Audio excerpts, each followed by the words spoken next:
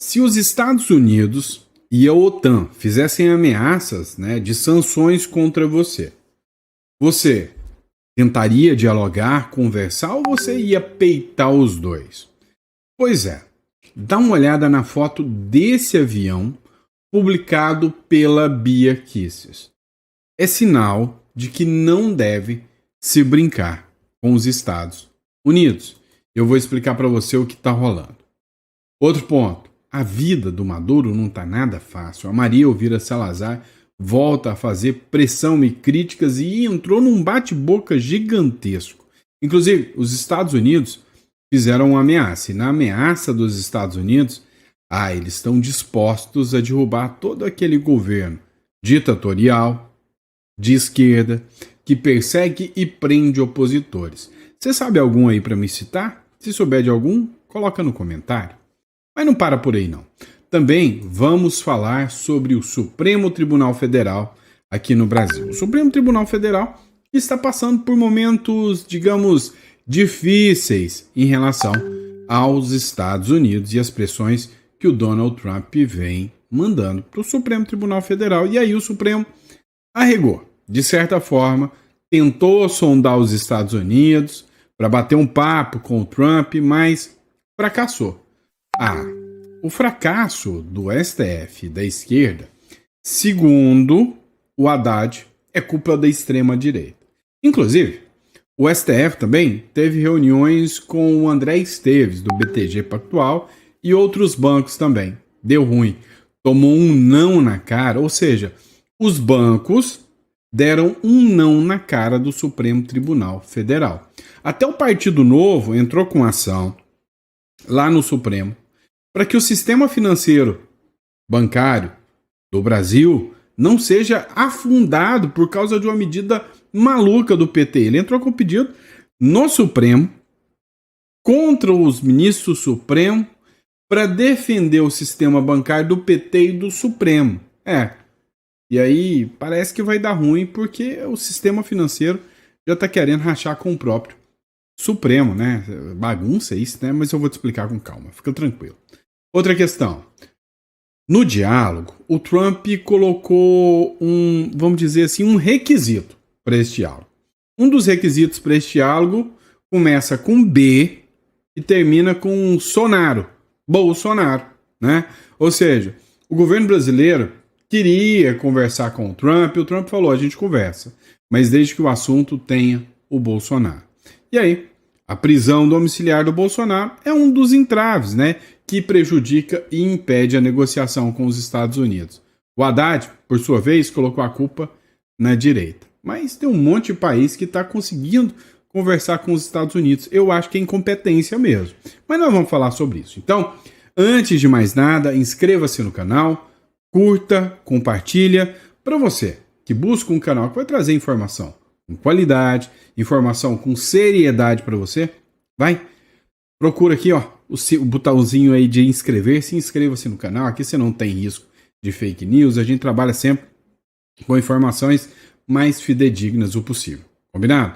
Então, para você que gosta do nosso conteúdo, compartilha também, manda lá no grupo do condomínio, manda para aquele vizinho chato, aquela velha chata que vive te enchendo o saco, falando PT, né? Aquele bem petista mesmo, ele falou mal de você lá no final do vídeo. Só precisa assistir um vídeo inteiro. Quem sabe você despetiza ele, tá? Brincadeira à parte, vamos para cima, bora de informação. Vamos lá, pessoal, dá uma olhada nesse avião russo. Quem acabou de publicar isso foi a deputada federal Bia Kicis, tá? E realmente é verdade, esse avião acabou de pousar, né, lá em Brasília, no aeroporto de Brasília. Pousou ontem, no domingo. Mas esse avião tem muito a ver, inclusive, com ações militares, com sanções americanas. Você deve estar sabendo que existe uma guerra entre a Ucrânia e a Rússia. Isso você sabe. E que a OTAN, de certa forma, está do lado da Ucrânia contra a Rússia, está realizando uma verdadeira proxy war. O que é proxy war? É uma guerra por procuração. Quem está lutando contra a Rússia é a Ucrânia. Mas, na verdade, estão recebendo armamentos da OTAN e dos Estados Unidos. Acontece que o Donald Trump está fazendo de tudo para essa guerra acabar. E aí, a Rússia, que é a invasora, está sofrendo um monte de sanções, tanto a Rússia quanto as empresas russas. Acontece que existem vários países que estão financiando, através da compra de combustível, através de compra de produtos e negociando com as empresas russas, o que não deveria estar acontecendo por causa das sanções norte-americanas. Quem negocia com os russos pode sofrer sanções. Adivinha? O Brasil está comprando muito petróleo russo. E aí, pode virar alvo de sanções da OTAN inteira, que podem chegar até 500% de tarifa.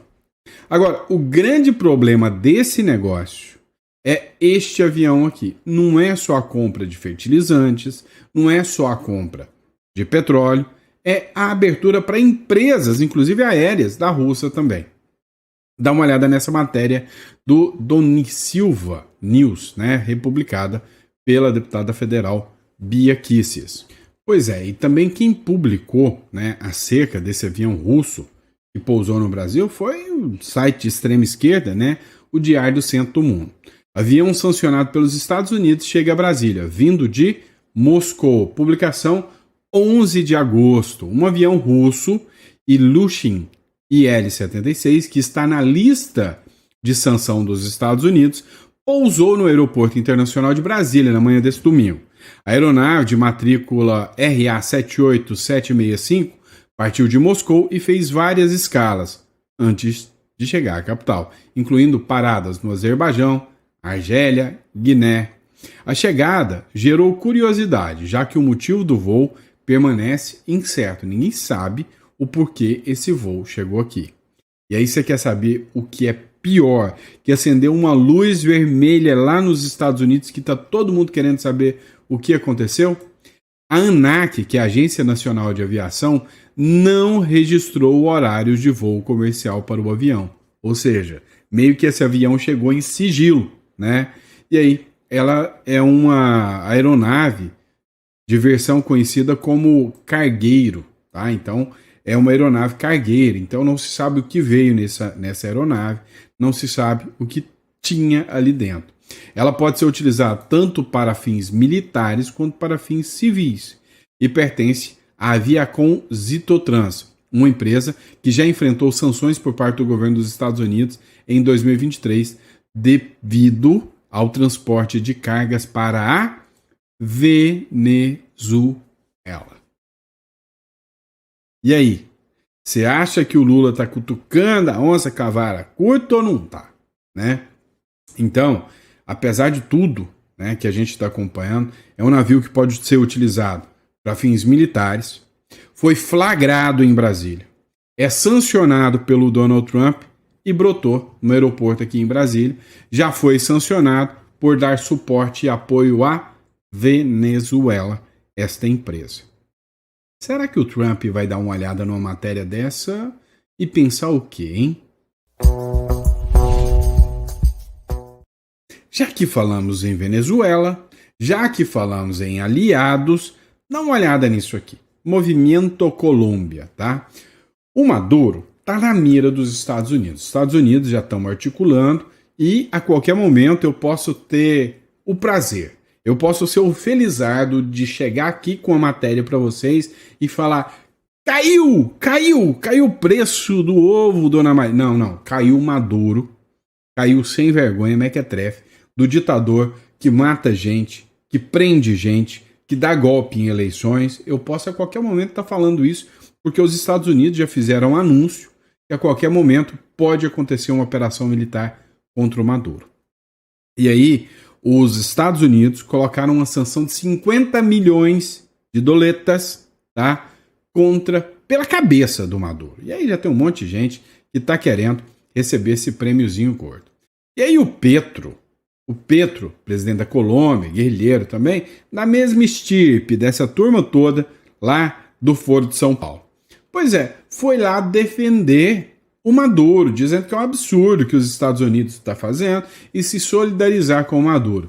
A Maria Elvira Salazar, que é uma deputada lá dos Estados Unidos, já apareceu, brotou e falou: quer saber de uma coisa? Vou mandar um recadinho pro Petro.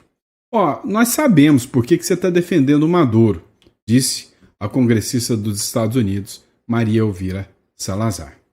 A congressista republicana Maria Elvira Salazar lançou duras críticas contra o presidente colombiano Gustavo Petro, logo que esse expressou sua solidariedade, seu respaldo, né, ao mandatário venezuelano Nicolás Maduro em meio ao aumento da recompensa oferecida por Washington pela sua captura. Em uma mensagem publicada na rede social X, Salazar assegurou que Petro considera normal que um chefe de Estado seja ao mesmo tempo líder de cartéis, pandilhas, né, que são guerrilhas, né, uma espécie de guerrilha, né. Não, Petro, não é normal nem aceitável. Sabemos porque defendes o Maduro, porque compartilha do mesmo histórico de vínculos com guerrilhas e organizações criminais. Ou seja, Maria Elvira Salazar meio que já está filtrando ali, ó. Primeiro Maduro, quem será o próximo? Quem será o próximo, né? E aí, sabe aquele mesmo cara que criticou aqui o Alexandre de Moraes, o Lula? Olha o que ele escreveu. O regime de Chávez e Maduro levou a Venezuela a ser uma das nações mais prósperas do nosso hemisfério, a uma das mais despidas, né, mais pobres, sugando o seu povo, levando o seu povo a uma pobreza lamentável e uma repressão política. Foi o Christopher Landau, que é o vice-secretário de Estado do Marco Rubio, né? Ele é o vice do Marco Rubio. Ou seja, o que a gente observa e o que a gente está estudando é que existem movimentos hoje acontecendo. Tanto movimentos da direita se unindo, quanto da esquerda. E hoje, né, os governos de direita entenderam que os cartéis de drogas, que o narcotráfico e que a guerrilha fomentam e mantêm a existência de vários governos de esquerda, como o governo do senhor Nicolás Maduro. Um exemplo claro é que Javier Milei, aqui na Argentina, lançou em conjunto com os Estados Unidos um programa militar de combate ao PCC e ao Comando Vermelho, que vem do Brasil. Exatamente, sair do Brasil para a Argentina. Então, há um modelo de buquelização de combate ao narcotráfico sendo aplicado. E hoje, quem encabeça esse modelo de, buquelização é o Donald Trump. O Donald Trump já prometeu acabar com todos os cartéis de drogas aqui da região. E aí, como eu disse, até o Luiz Barsi fez essa publicação. A qualquer momento pode acontecer uma operação militar contra Maduro, tá? E aí eu te pergunto, quem está dando suporte para o Maduro? Quem está auxiliando o Maduro, como o Petro? Ou quem recebe avião russo aqui sem a gente saber o porquê, né? Navios iranianos, sem saber o porquê. Será que essa turma tá caçando sarna para coçar? Eu acho que tá. Vamos lá. Olha só. Enquanto, né, o noticiário anda envolto, né, na batalha com os Estados Unidos, dá uma olhada nessa aqui. O STF tentou sondar os Estados Unidos sobre sanções, mas fracassou. O que aconteceu? Os Estados Unidos aplicaram sanções magníficas ao ministro Supremo, Alexandre de Moraes. Não pode ter mais cartão de crédito, não pode ter mais conta bancária, mas isso não quer dizer que foi uma sanção para o ministro. Quer dizer que foi um aviso para os demais ministros. Falou, olha, o negócio é o seguinte, a Magnífica chegou para o Alexandre de Moraes, até então ele está falando, né? Não foi proibido de usar rede social, nem de aparecer em rede social, e está falando muito. E aí, os magistrados acionaram interlocutores influentes no Congresso dos Estados Unidos, especialmente os republicanos, mas ouviram que poucos têm acesso real aos planos de Trump. A tentativa ocorreu após Darren Beattie alertar que aliados de Moraes estão avisados e Washington está monitorando de perto, está monitorando tudo, está olhando tudo com uma lupa. O que os ministros estão fazendo, o que os aliados do ministro estão fazendo e o que quem dá suporte aos ministros estão fazendo. Ontem, o Lauro Jardim fez uma publicação lá no jornal o Globo e ele dizia o seguinte, olha, os ministros do Supremo não estão com medo da Magnitsky, estão apavorados. E aí veio mais uma publicação que merece ser analisada, claro, também do Globo, tá? Essa é de André Esteves, tá? Não, da Malu Gaspar, desculpa, André Esteves é do BTG, da Malu Gaspar. O que os ministros do Supremo ouviram dos banqueiros em reunião tensa sobre a crise com o Trump? O que rolou? Em uma atmosfera descrita por um dos participantes como cordial, mas tensa, dada a preocupação dos ministros, os banqueiros fizeram uma detalhada exposição sobre o impacto da Magnitsky e ficaram sabendo, por exemplo, que até para autorizar os PIX de seus clientes, os bancos fazem uma varredura automática via sistemas para secar se o cliente é ou não é alvo da lei. Isso significa que, mesmo que quisessem, os bancos não poderiam driblar os bloqueios da lei Magnitsky. Olha só. Então eles queriam fazer um sisteminha para driblar o bloqueio, para ajudar um certo alguém sancionado. Olha só. Mesmo que isso custasse o sistema financeiro inteirinho. Vinícius Carrion escreveu o seguinte: de acordo com o Globo, estavam presentes os representantes do Itaú, do BTG, do Santander, além do presidente da Febraban. Moraes, Gilmar Mendes, queriam entender até onde os banqueiros achavam que Trump poderia ir em sua escalada. Abre aspas, toda essa movimentação mostra que o quanto o Supremo está incomodado e preocupado com a ofensiva de Trump, mesmo que em público façam ironias e procurem não passar recibo. Ou seja, tão desesperados? Sim. E aí o PT entrou com uma ação lá no Supremo Tribunal Federal e disse o seguinte: o Supremo impede os bancos de aplicar a Magnitsky no Alexandre de Moraes. O problema é que o PT não está nem aí o que vai acontecer com você. Imagina se todos os bancos brasileiros, aquele que guarda o seu dinheirinho, tomar uma tunda do Trump de uma hora para outra e ficar fora do sistema financeiro internacional. Já parou para pensar o que vai valer o seu rico dinheirinho depois de uma dessa? Você vai ter sérios problemas. Não tenha dúvidas disso.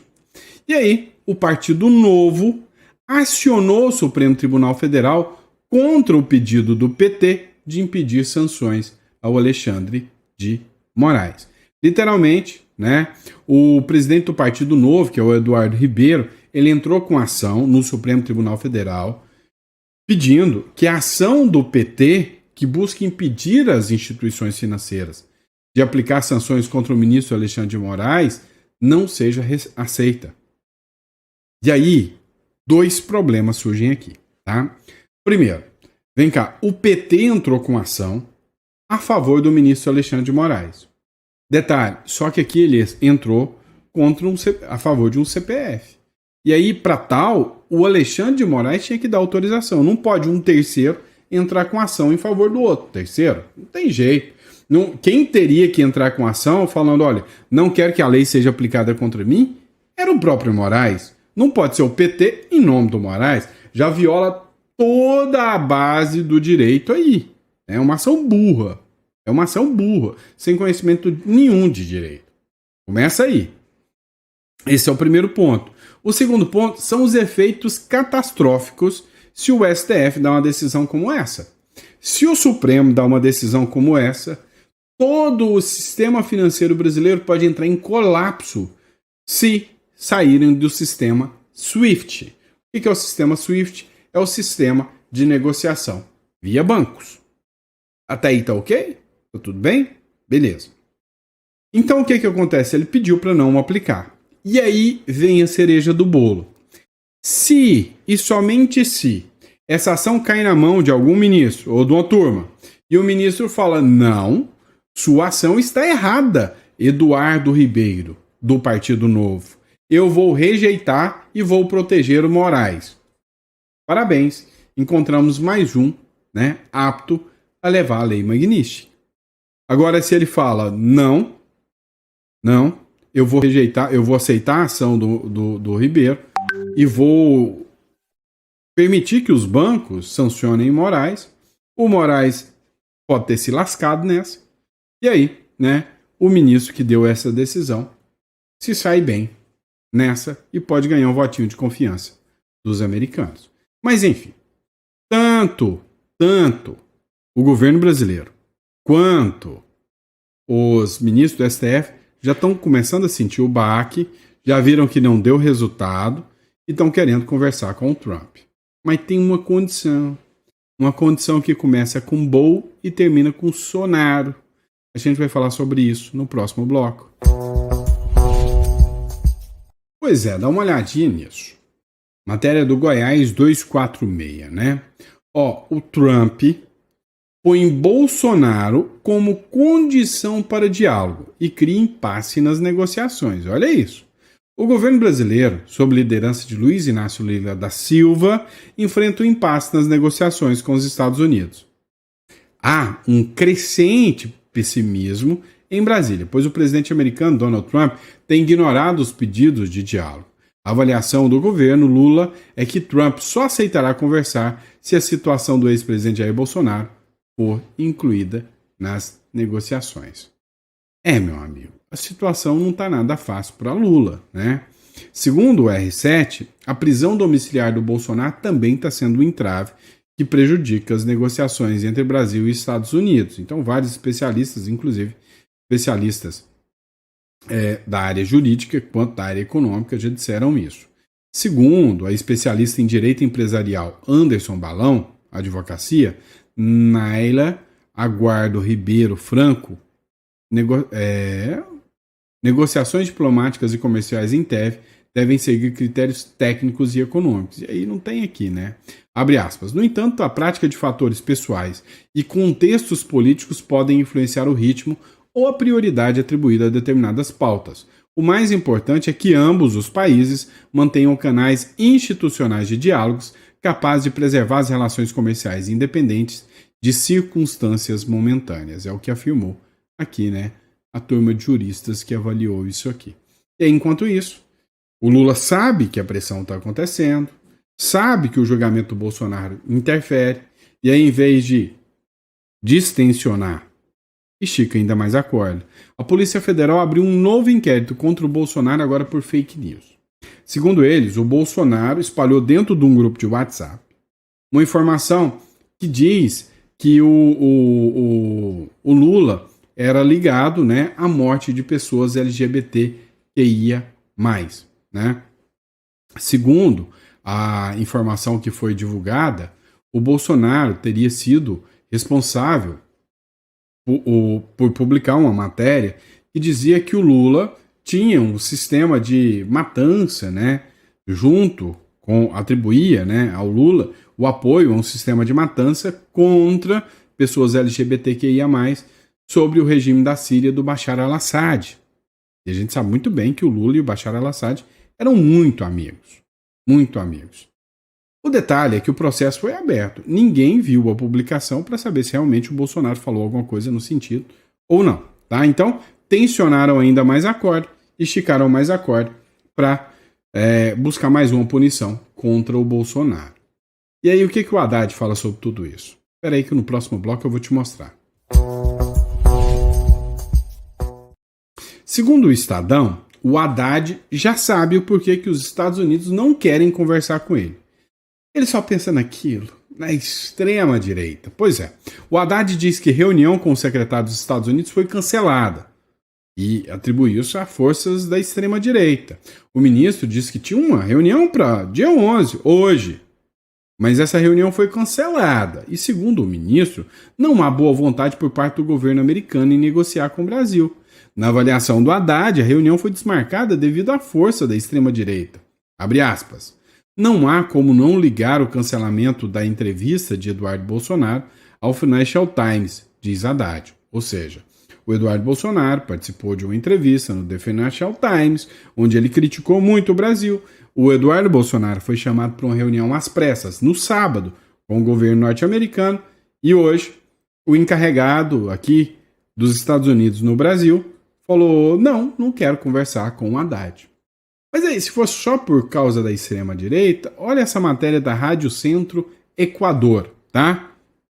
Estados Unidos felicita o Equador por seus 216 anos de independência e ressalta a sólida cooperação bilateral. Olha isso, né?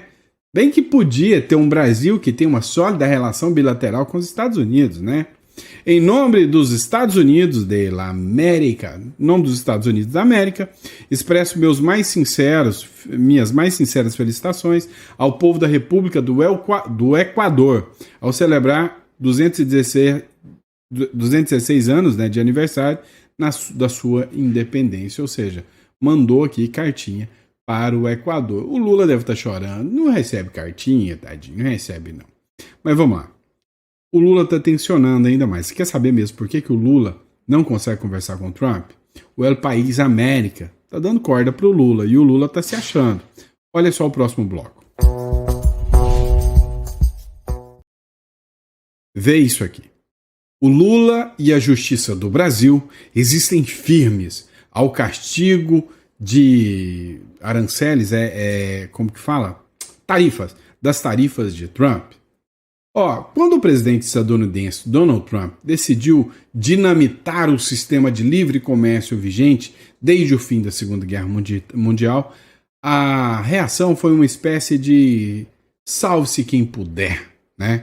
Cada país negociou como melhor sabido.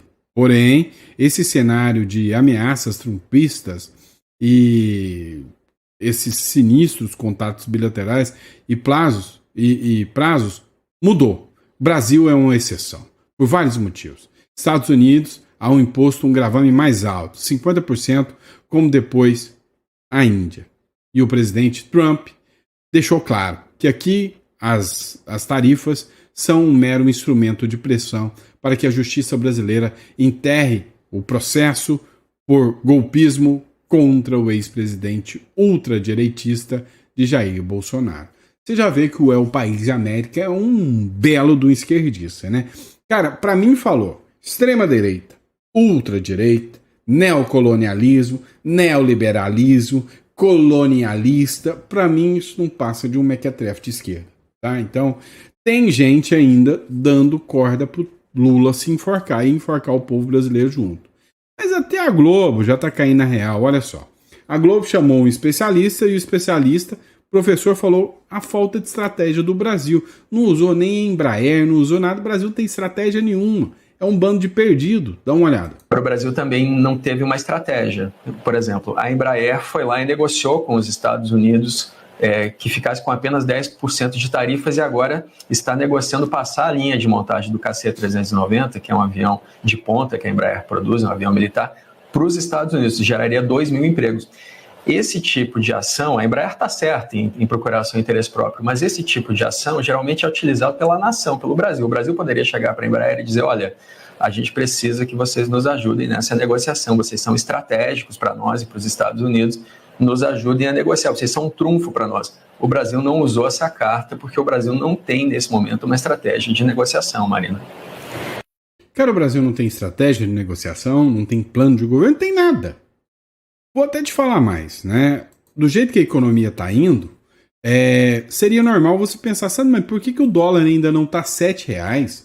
Impressionante, o Brasil está pegando fogo, tarifas já chegou, o negócio está denso, tá maluco, mas o dólar tá firme ali em 5,45, 5,55. O que está acontecendo que o dólar está estável? Te conto o que está acontecendo. Há ainda uma esperança de que em 2026 o Lula saia do poder. Então, por causa disso, alguns investidores ainda estão mantendo o dólar aqui no Brasil. O que vai acontecer? Se o Brasil está bem, o dólar abaixa. Se o Brasil está uma meleca, o dólar sobe. E aí, o que está segurando o dólar até hoje? A expectativa e a esperança que o Brasil possa melhorar e que esse mal que sofremos é um mal passageiro. É isso que está segurando o dólar ali. Se a gente sentir que esse mal não é um mal passageiro, né, de certa forma, a pressão dos Estados Unidos em cima do Brasil está segurando o dólar. O dia que os Estados Unidos falam, não, esquece, não dou conta disso mais não. Nosso dólar vai virar o Bolívar venezuelano.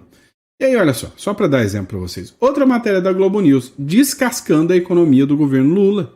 Olha só. Já relatos, primeiro, de paralisação de negociações, o mercado ele para observar os movimentos antes de seguir com negociações e entender os próximos passos nesse ambiente de incerteza. Como consequência disso, a gente já tem um cancelamento de pedidos e parte deles já produzidos, inclusive, mas parte deles que ainda não estavam em produção, o que quer dizer que a gente tende a ter esse impacto ainda, pensando nos próximos meses dessa parte produtiva vinculada à exportação para os Estados Unidos, que já não irá ocorrer em decorrência ou se mantendo esse período de vigência da medida. E como consequência, a gente, como foi comentado, a gente prevê uma estimativa de perda de cerca de 8 mil postos diretos na indústria calçadista. Se a gente considerar os impactos, os empregos indiretos são quase 20 mil postos de trabalho e em termos monetários a gente está falando aí de uma perda de 1,2 bilhão de reais na indústria calçadista brasileira. Resumindo, vamos perder emprego, vamos perder investimento, vamos perder dinheiro entrando no Brasil, vamos perder a eleição em 2026, né? Dá uma olhada, ó. Cronistacom é um jornal da Argentina.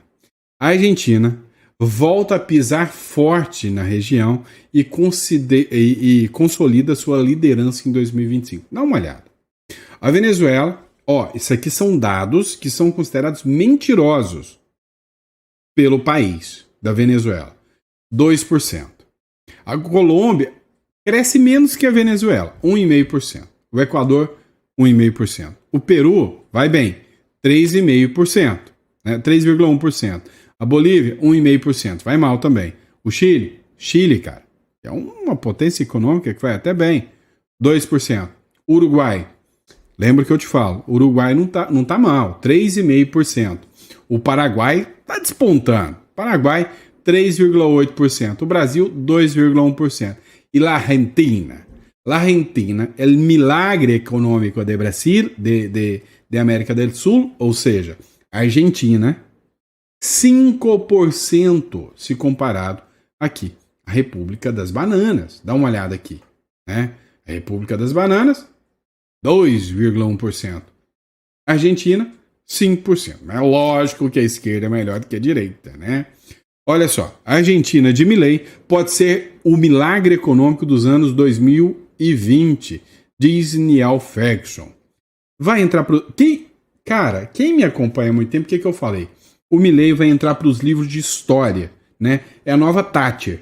O Milei vai entrar para os livros de história, vai ser um símbolo da direita no mundo. Isso sim, o Milei vai ser um símbolo, cara. Vão ter livros e mais livros escritos sobre o milagre econômico chamado Milei. O historiador econômico Niall Ferguson afirmou que a gestão de Javier Milei pode se tornar um dos milagres econômicos da década de 2020. Investir em ativos argentinos desde a eleição de dezembro de 2023, ele vê nas reformas do presidente a melhor oportunidade em décadas para superar o histórico de crise do país. Quem investiu na Argentina se deu bem demais. Quem investiu no Brasil se lascou, né? Ou seja, é a diferença de um governo de direita e de esquerda. Gente, eu tô conversando demais. Agora que eu vi que já tá em 33 minutos, tá? Então, enfim, pessoal, obrigado pela confiança de vocês, tá? Ninguém merece. Eu sou conversador mesmo e eu vou falando e falando. Eu gosto de papear com vocês. Então, se você ficou até o final, coloca no comentário, fiquei até o final. Obrigado pela confiança, pela credibilidade. Papai do céu te ajude muito, tá? Te dê muita fé, esperança para encarar tudo isso. Eu volto no editorial de amanhã de manhã com vocês, tá? Obrigado pela força, pela confiança. Recadinho rápido. Você viu aqui que o Uruguai é um país estável, está crescendo bem. Então é um lugar que vale mais a pena você confiar em investimentos do que o Brasil. E se isso é interessante para você, estou aqui para poder te ajudar, tá? Para poder te ajudar. Clica aqui na descrição, tá? O Uruguai, você tendo uma residência legal no Uruguai, é uma garantia de que, sei lá, cara, você tá no Brasil. Se amanhã você postar aí fora, sei lá, alguma coisa, e a Polícia Federal ir atrás de você, você pega o carro e vai embora. Sabe aquela turma do 8 de janeiro? Se eles tivessem uma residência, a jurisdição é do outro país. Olha o que aconteceu com o Alan dos Santos, estava lá nos Estados Unidos, não foi nem extraditado. O Oswaldo Eustáquio e um monte de gente do 8 de janeiro fugiu para a Argentina e outros países, tem um monte que está preso fora do país. Absurdo o que aconteceu com essas pessoas. Por quê? Porque eram ilegais nesse país. Então, você tem que ter. É uma chave de liberdade. Se depender de mim, eu tenho 3, 4, 5 residências, porque é uma garantia, tá? É uma garantia, tá bom? Obrigado, fiquem com Deus. O link está aqui na descrição. É só mandar uma mensagem pra gente. Grande abraço.